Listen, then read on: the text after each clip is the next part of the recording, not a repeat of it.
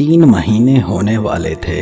علینا اپنے ہم جماعت زاہد کے ساتھ ایک کرائے کے مکان میں رہتی تھی۔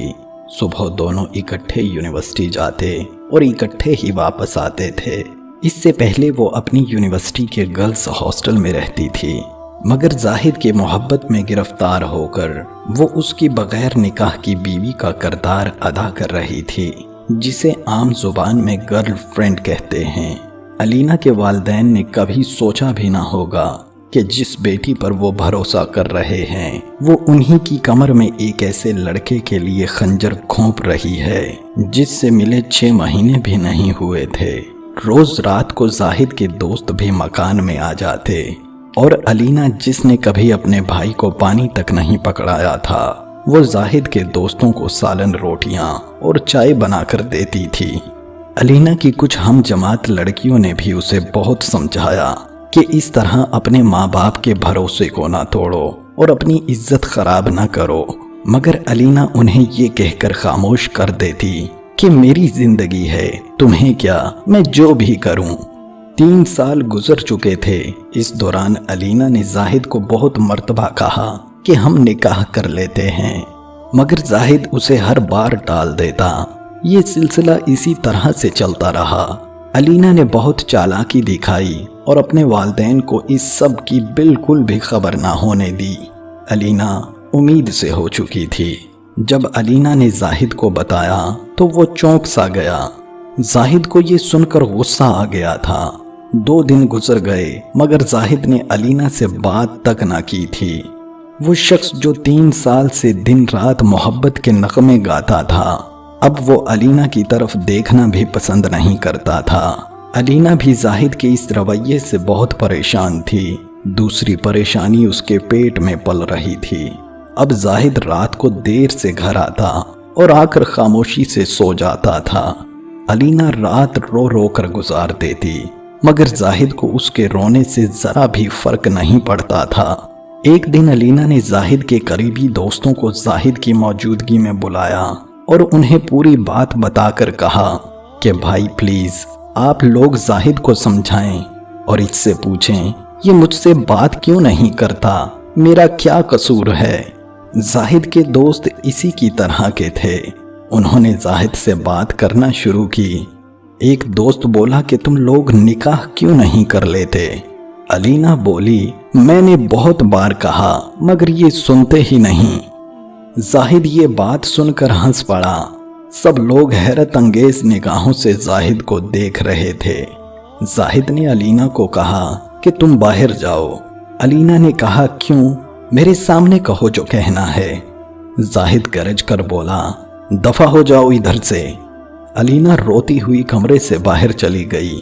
اسے زاہد کے رویے کا اتنا صدمہ پہنچا کہ وہ کمرے سے باہر جاتے ہی بے ہوش ہو کر زمین پر گر پڑی۔ اس کا علم نہ زاہد کو ہوا نہ ہی اس کے دوستوں کو۔ وہ لوگ اپنی باتوں میں مصروف ہو گئے۔ جب علینا کو ہوش آیا تو اس کمرے سے آنے والی جو باتیں سنائی دیں وہ یہ ہیں، یار تم لوگ پاگل ہو گئے ہو کیا؟ میں اس سے شادی کیوں کروں؟ پیٹ سے ہو گئی تو کیا ہوا، سالی کو ہسپتال لے جا کر سارا کام سیدھا کر دوں گا، اور ویسے بھی پتہ نہیں جو بچہ اس کے پیٹ میں پل رہا ہے وہ میرا ہے بھی صحیح کہ نہیں، مجھے تو لگتا ہے یہ کسی اور کا ہے، لیکن اب پھنس تو میں گیا ہوں۔ تم لوگ ہی بتاؤ یہ جو ماں باپ کو دھوکہ دے کر 3 سال میرے ساتھ سو سکتی ہے وہ مجھے دھوکہ دے کر کسی اور کے ساتھ نہیں سو سکتی کیا؟ کیا پتا تم میں سے بھی کسی کے ساتھ اس کا چکر چل رہا ہو اور مجھے علم نہ ہو۔ بس 2-3 دن تک اسے ہسپتال لے جا کر ابارشن کرواتا ہوں، پھر 1 سال اور مزے لوں گا، پھر سالی کو بھگا دوں گا۔ اب میرا یہ معیار تو نہیں کہ میں گشتیوں سے شادی کروں۔ چلو مفت کی نوکرانی اور مشین مل گئی ہے، مزے کرو، اور تم لوگ زیادہ حاجی نہ بنو، تمہارے کارنامے بھی مجھ سے چھپے ہوئے نہیں ہیں۔ زاہد اور اس کے دوست زور زور سے ہنس رہے تھے۔ ایک لڑکا بولا یار زاہد ہمارا حصہ ہمیں کب دے گا؟ ارے یار اب یہ تمہاری ہی ہے، بس بچے والا معاملہ سیٹ کر لوں، اس کے بعد سب مل کر مزے کریں گے۔ اب تو سالی سو رہی ہوگی، کل جب بستر گرم کروں گا تو ویڈیو بنا لوں گا، پھر یہ ہم سب کی رکھیل بن کر رہے گی اور کچھ بگاڑ بھی نہیں سکے گی ہمارا۔ علینا کو اپنے کانوں پر یقین نہیں ہو رہا تھا۔ وہ اپنے کمرے میں گئی اور اندر سے لاک کر کے پوری رات اپنی غلطیوں کو روتی رہی۔ صبح 5 بجے زاہد نے دروازہ بجایا۔ علینا نے دروازہ کھولا اور مسکراتے ہوئے چہرے سے زاہد کا استقبال کیا۔ زاہد بھی اپنے بنائے گئے پلان پر عمل کرنے کے لیے ہونٹوں پہ مسکان سجائے ہوئے تھا۔ اس نے علینا کو گلے لگایا اور کہا، سب دوست جا چکے ہیں، میں نے تمہارا بہت دل دکھایا ہے، چلو آج سارا حساب برابر کر دیتا ہوں۔ یہ کہہ کر وہ بیڈ پر لیٹ گیا۔ زاہد نے اپنی قمیض اتاری ہی تھی کہ علینا نے چاقو زاہد کے سینے کے آر پار کر دیا۔ زاہد چند منٹوں میں ہی تڑپ تڑپ کر مر گیا۔ علینا کی حالت غیر ہو چکی تھی۔ وہ فرش پر لیٹ گئی اور زاروں قطار رونے لگی۔ 7 بجے وہ اٹھی۔ زاہد کی لاش بیڈ پر پڑی تھی۔ اس کا منہ علینا کی طرف تھا۔ علینا نے حقارت بھری نظروں سے دیکھا اور ایک لات ماری تو زاہد کا منہ دیوار کی طرف مڑ گیا۔ علینا نے کپڑے بدلے اور برقع پہن کر باہر نکل گئی۔ وہ خود سے باتیں کر رہی تھی اور اپنی قسمت کو کوس رہی تھی۔ اب اسے اپنی غلطیوں پر پچھتاوا ہو رہا تھا، مگر اب وہ اپنی غلطیاں سدھار نہیں سکتی تھی۔ اس نے خود سے کہا کہ میرے ساتھ ٹھیک ہی ہوا، میرے جیسی کا انجام یہی ہونا تھا۔ میرے والدین نے مجھ پر بھروسہ کیا اور میں نے ایک اجنبی درندے کی خاطر اپنا مذہب، باپ کا مان، بھائی کی عزت، ماں کا اعتبار اور اپنی آبرو سب لٹا دی۔ میرا یہی انجام ہونا تھا۔ نہیں، بلکہ یہ بھی بہت کم ہے۔ یہ سوچتے ہوئے وہ مین روڈ پہ چلنے والے تیز رفتار ٹرک کے سامنے کود پڑی اور اپنی جان گنوا دی۔ دوستو، آج کل یونیورسٹیوں کی کمی اور میرٹ کی وجہ سے بچیوں کو دوسرے شہروں میں تعلیم حاصل کرنے جانا پڑتا ہے اور گھر والوں سے دور ہاسٹل میں دن گزارنے پڑتے ہیں۔ اس طرح وہ گھریلو پابندیوں سے آزاد ہو جاتی ہیں۔ ان پر نظر رکھنے والا کوئی نہیں ہوتا۔ ایسے میں کچھ لڑکیاں تو اپنی حفاظت کر لیتی ہیں اور کچھ نہیں کر پاتی۔ یونیورسٹی کا آزاد خیالی والا ماحول لڑکیوں کی سوچ کو بدل دیتا ہے۔ ہم جماعت لڑکے لڑکیوں کے گروپ بن جاتے ہیں اور وہ لوگ کلاس ٹائم میں بھی پارک، کینٹین یا پھر سنسان جگہوں پہ پائے جاتے ہیں۔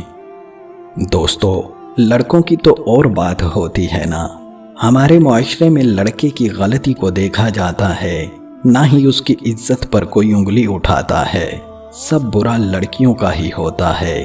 اس لیے اگر آپ کے والدین نے آپ پر اعتماد کیا ہے تو ان کے اعتماد کو کبھی نہ توڑیں۔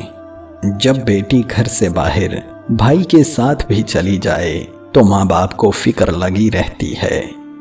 سوچیں، اگر انہوں نے آپ کو خود سے دور اور گھر سے دور بھیجا ہے تو دل کو کس طرح سمجھایا ہوگا؟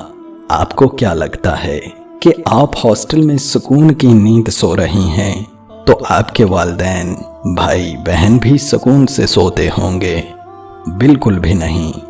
انہیں ہر لمحہ آپ کا خیال آتا ہوگا اور ان کی محبت کا اندازہ آپ کو تب ہی ہو جاتا ہوگا جب آپ مہینے 2 مہینے بعد اپنے گھر جاتی ہیں۔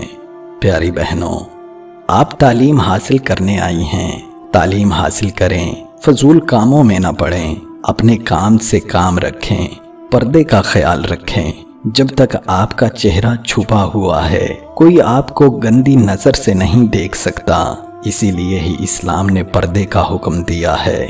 اکثر لڑکیوں کا لباس گھر میں اور طرح کا ہوتا ہے اور یونیورسٹی میں اور طرح کا۔ یہ یاد رکھیے کہ آپ کسی اور کو دھوکہ نہیں دے رہی، اپنے آپ کو اور اپنے والدین کو دھوکہ دے رہی ہیں۔ خدا را اپنی اور اپنے والدین کی عزت کا خیال رکھیں۔ آپ کو آپ کے والدین نہیں دیکھ رہے مگر اللہ تو دیکھ رہا ہے نا، اسی کا خوف کر لیں۔ والدین کو بھی چاہیے کہ بچوں پر اندھا اعتماد نہ کریں۔ اللہ تعالی ہم سب کی عزتیں محفوظ رکھے اور سیدھے راستے پہ چلنے کی توفیق عطا فرمائے۔ آمین۔